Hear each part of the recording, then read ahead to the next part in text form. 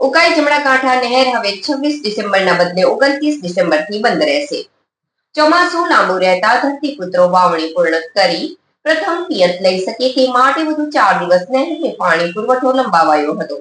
29 ડિસેમ્બરથી 35 દિવસ માટે બંધ રહેશે. ઉકાઈ જમણા કાંઠા નહેર વિભાગ આ સમય દરમિયાન નહેરોના સમારકામ સાથે મજબૂતીકરણ કામ કરશે. ઉકાઈ જમણા કાંઠા નહેર વિભાગ મેન્ટેનન્સ માટે 35 દિવસનું શટડાઉન લેતા નહેર બંધ રહેશે.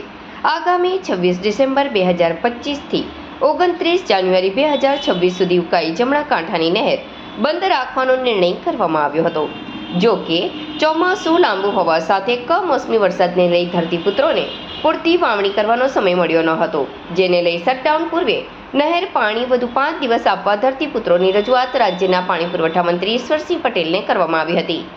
મંત્રી શ્રી દ્વારા ઉકાઈ જમણા કાંઠા નહેર વિભાગ જોડે પરામર્શ કરી અંતે શટડાઉન 3 દિવસ પછી ધકેલી હવે 29 ડિસેમ્બરથી નહેર બંધ રાખવાનો નિર્ણય કરવામાં આવ્યો છે, જેને લઈ ધરતીપુત્રો વધુ 3 દિવસ સુધી પિયતનું પાણી લઈ શકશે.